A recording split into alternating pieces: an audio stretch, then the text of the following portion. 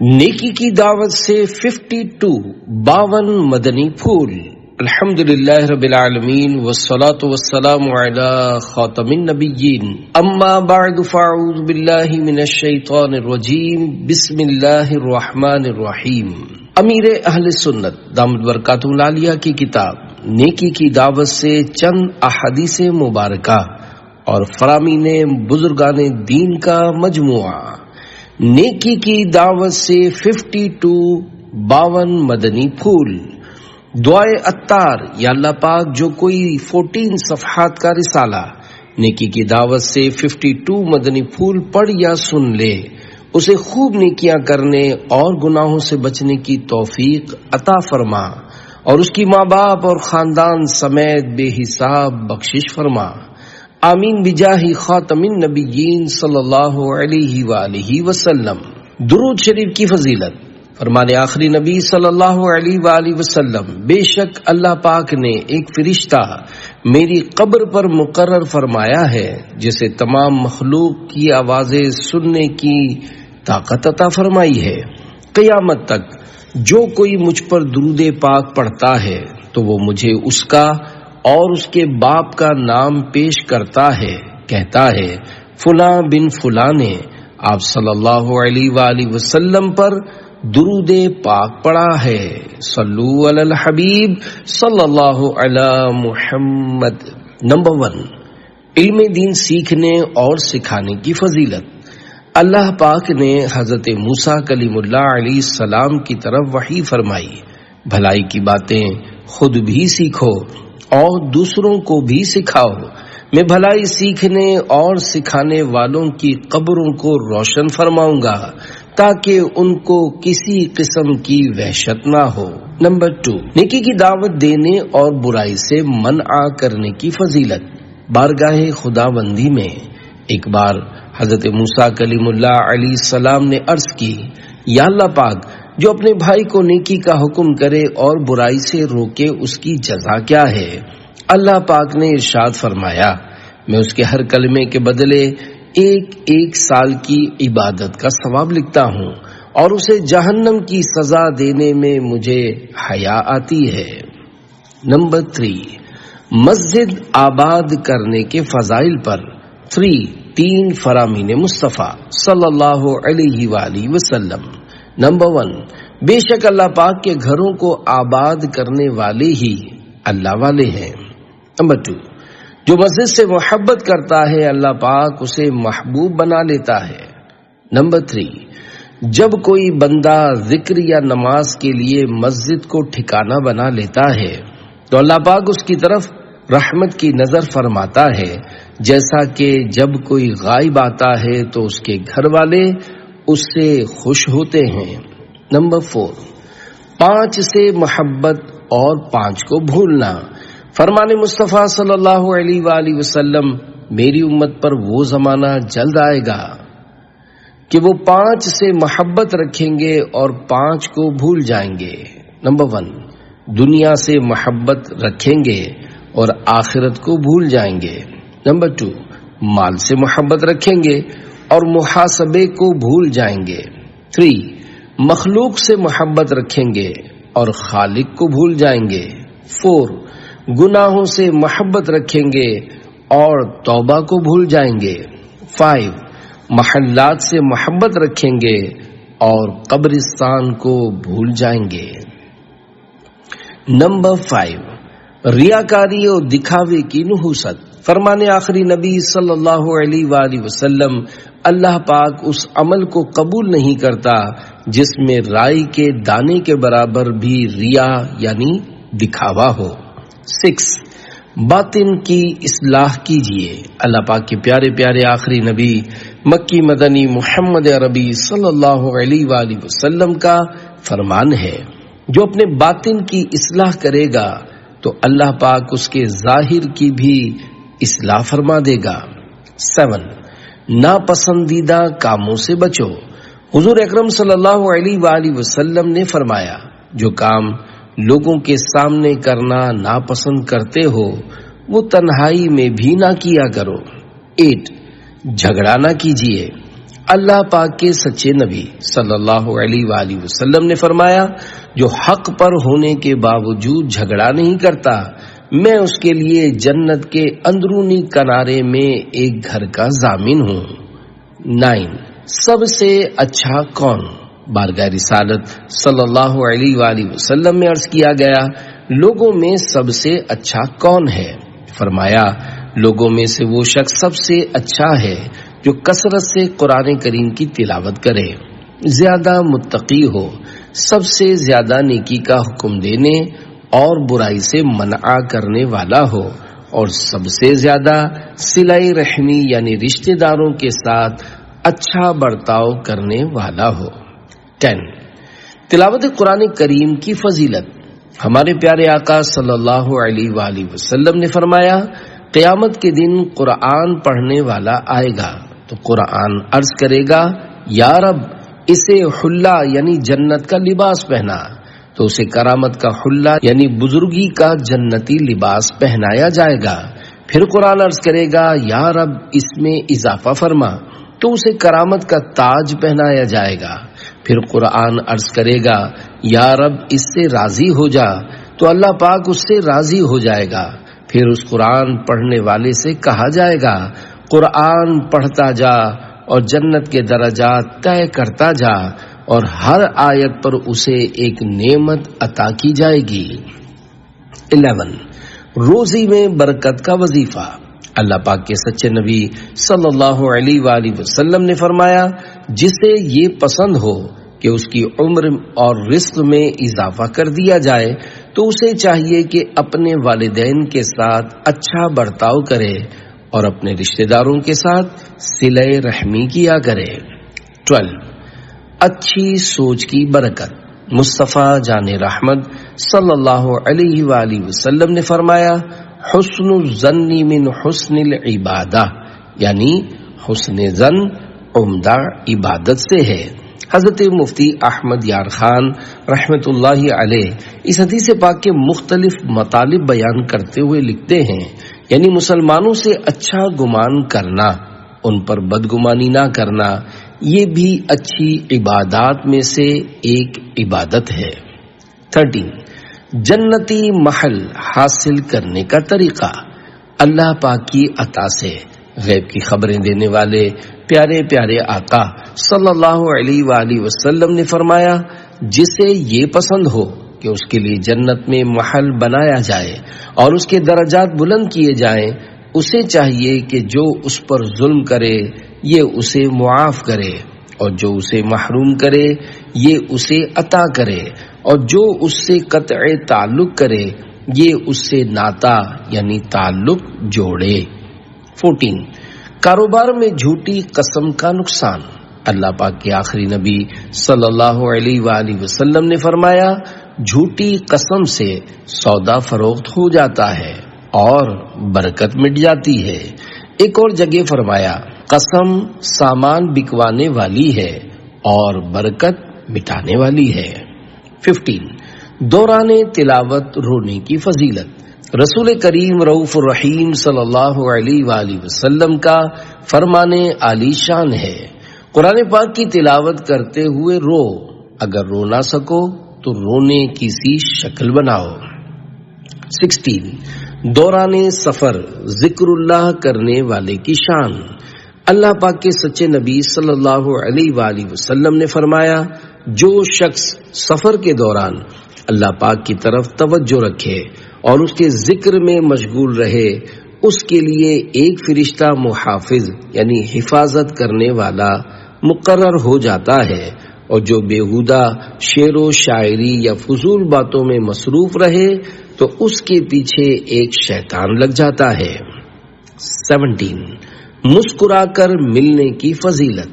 رحمت عالم صلی اللہ علیہ وآلہ وسلم نے فرمایا، اپنے دینی بھائی سے مسکرا کر ملنا تمہارے لیے صدقہ ہے، اور نیکی کی دعوت دینا اور برائی سے منع کرنا صدقہ ہے۔ 18 قہقہا نہ لگائیے۔ رسول اللہ صلی اللہ علیہ وآلہ وسلم نے ارشاد فرمایا، القہقہۃ من الشیطان وتبسم من اللہ، یعنی کہا شیطان کی طرف سے ہے، اور مسکرانا اللہ پاک کی طرف سے ہے۔ 19 نجات کے طریقے۔ حضرت عقبہ بن عامر رضی اللہ عنہ نے عرض کی، یا رسول اللہ صلی اللہ علیہ وآلہ وسلم، نجات کیا ہے؟ فرمایا، نمبر 1 اپنی زبان کو روک رکھو، یعنی اپنی زبان وہاں کھولو جہاں فائدہ ہو، نقصان نہ ہو، اور نمبر 2 تمہارا گھر تمہیں کفایت کرے، یعنی بلا ضرورت گھر سے نہ نکلو، اور نمبر 3 گناہوں پر رونا اختیار کرو۔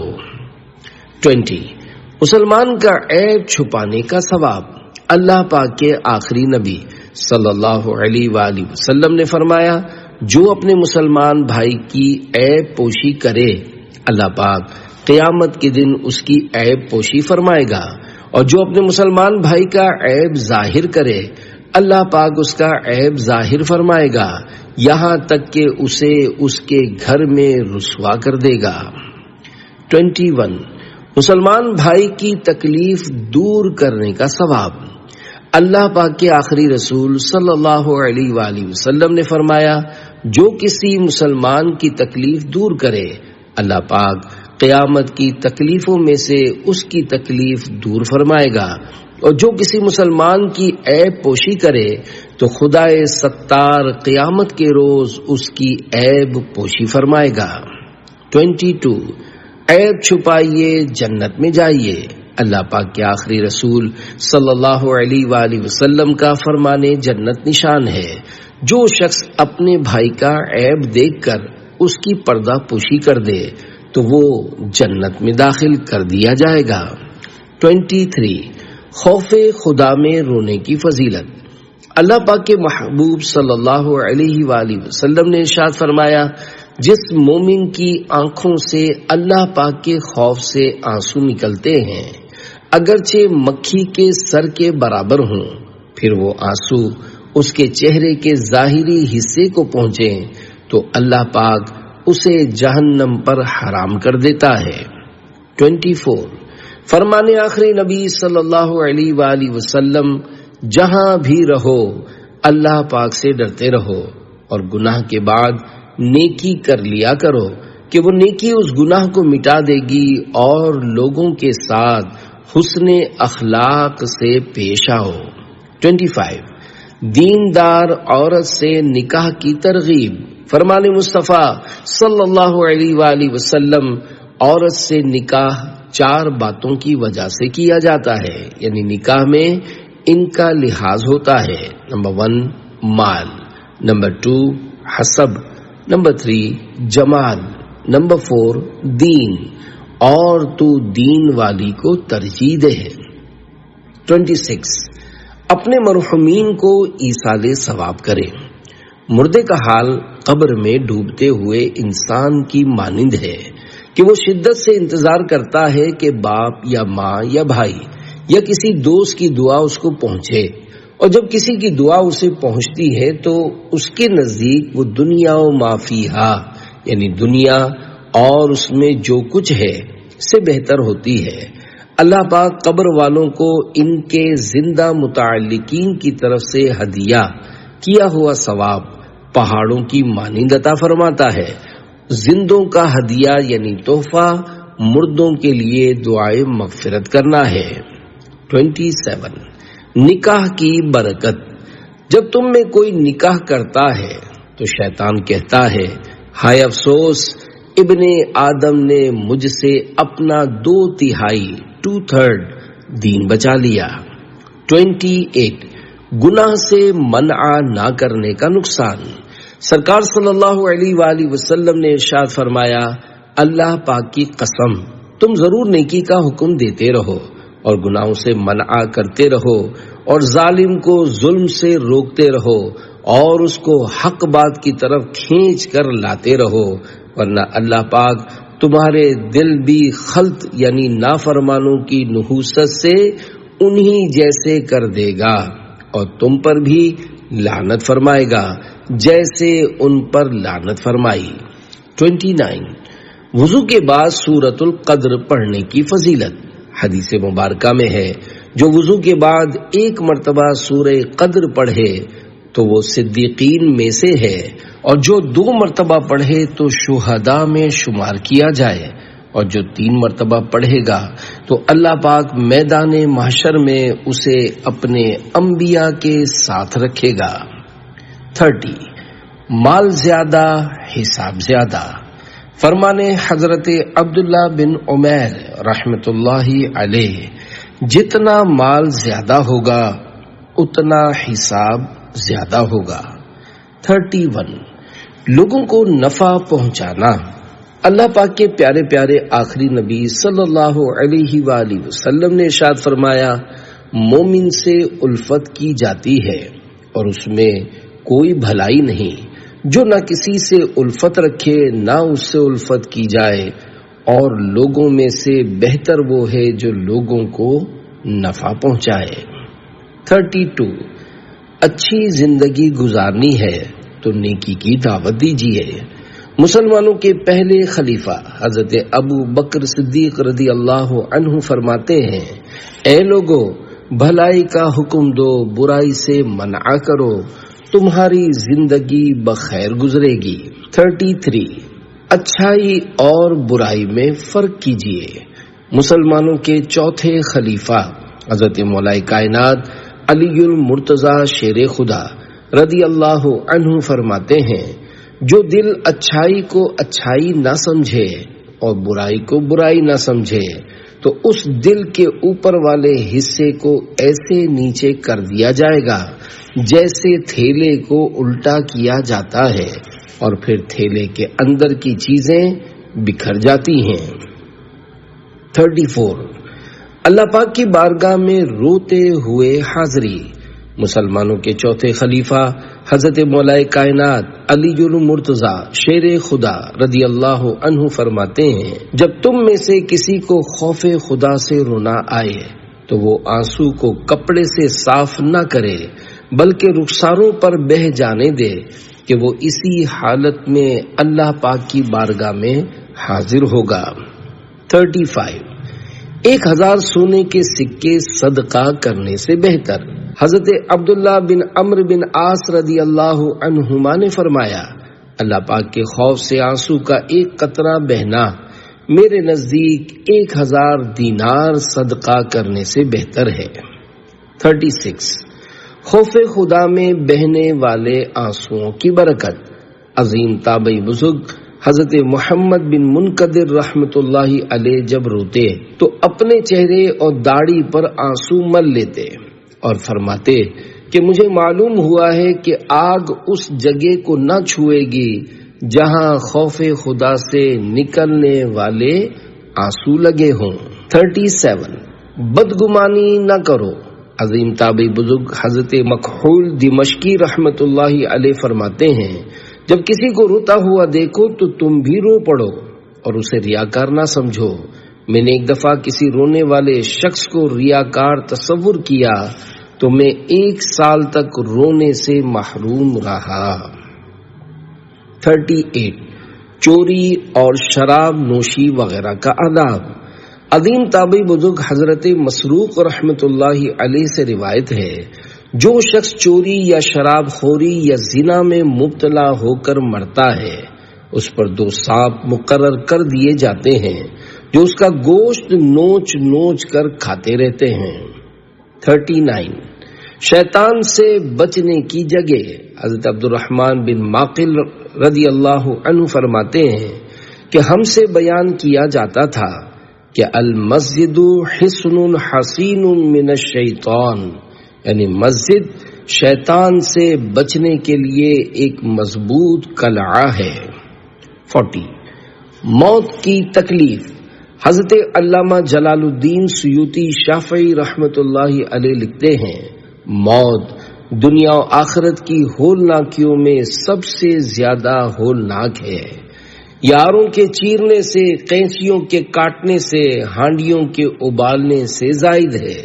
اگر مردہ زندہ ہو کر شدائد موت یعنی موت کی سختیاں لوگوں کو بتا دیتا تو ان کا عیش اور نیند سب کچھ ختم ہو جاتا۔ 41 تلی کی بیماری سے حفاظت کا نسخہ۔ امام ابن جوزی رحمت اللہ علیہ فرماتے ہیں، جو شخص ہمیشہ جوتا پہنتے وقت سیدھے پاؤں سے اور اتارتے وقت الٹے پاؤں سے پہل کرے وہ تلی کی بیماری سے محفوظ رہے گا۔ 42 حرام دیکھنے کا آداب۔ حضرت امام محمد بن محمد غزالی رحمت اللہ علیہ لکھتے ہیں، جو کوئی اپنی آنکھوں کو نظر حرام سے پر کرے گا قیامت کے روز اس کی آنکھوں میں آگ بھر دی جائے گی۔ 43 دنیاوی لذتوں سے فائدہ اٹھانے کا نقصان۔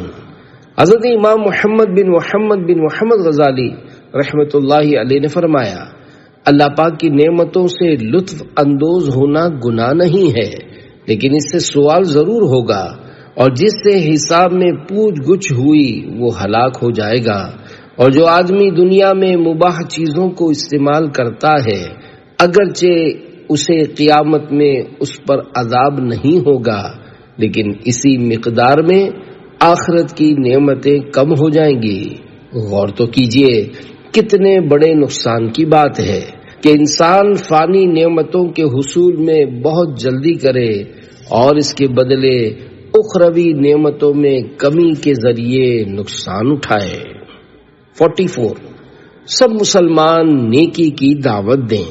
حضرت مفتی احمد یار خان رحمت اللہ علیہ لکھتے ہیں، سارے مسلمان مبلغ ہیں، سب پر ہی فرض ہے کہ لوگوں کو اچھی باتوں کا حکم دیں اور بری باتوں سے روکیں۔ 45 صرف خدا سے ڈریں۔ حلیت الاولیاء میں روایت ہے، جب بندہ قبر میں داخل ہوتا ہے تو اس کو ڈرانے کے لیے وہ تمام چیزیں آ جاتی ہیں جن سے وہ دنیا میں ڈرتا تھا اور اللہ پاک سے نہ ڈرتا تھا۔ 46 ماں باپ کے نافرمان کا انجام۔ منقول ہے، جب ماں باپ کے نافرمان کو دفن کیا جاتا ہے تو قبر اسے دباتی ہے، یہاں تک کہ اس کی پسلیاں ٹوٹ پھوٹ کر ایک دوسرے میں پیوست ہو جاتی ہیں۔ 47 اللہ پاک کی نعمت۔ حضرت امام حسن بصری رحمت اللہ علیہ فرماتے ہیں، جو فقط کھانے پینے اور لباس ہی کو اللہ پاک کی نعمت سمجھے تو یقیناً اس کا علم کم ہے۔ 48 بصرہ کی ہر گلی سے تلاوت کی آواز آتی تھی۔ امام محمد بن محمد غزالی رحمت اللہ علیہ لکھتے ہیں، کسی زمانے میں بصرہ کی ہر گلی سے ذکر الہی اور تلاوت قرآن کریم کی آوازیں بلند ہوتی تھیں، اور اس طرح لوگوں کو ذکر و اذکار کی رغبت ملتی تھی۔ 49 جو ہونا ہے ہو کر رہے گا۔ حضور پاک صلی اللہ علیہ وآلہ وسلم کا فرمان عالی شان ہے، اگر تم میں سے کوئی شخص کسی ایسی سخت چٹان میں کوئی عمل کرے جس کا نہ تو کوئی دروازہ ہو اور نہ ہی روشن دان، تب بھی اس کا عمل ظاہر ہو جائے گا اور جو ہونا ہے ہو کر رہے گا۔ 50 اچھوں کی نقل بھی اچھی ہوتی ہے۔ اچھی نیتوں کے ساتھ اللہ والوں کی نقالی میں یقیناً برکت ہی برکت ہے، اور کیوں نہ ہو کہ کائنات کے تمام اللہ والوں کے سردار مدینے کے تاجدار صلی اللہ علیہ وآلہ وسلم کا فرمان مشک بار ہے، البرکت مع اکابرکم، یعنی برکت تمہارے بزرگوں کے ساتھ ہے۔ 51 اس نامہ اعمال کو پھینک دو۔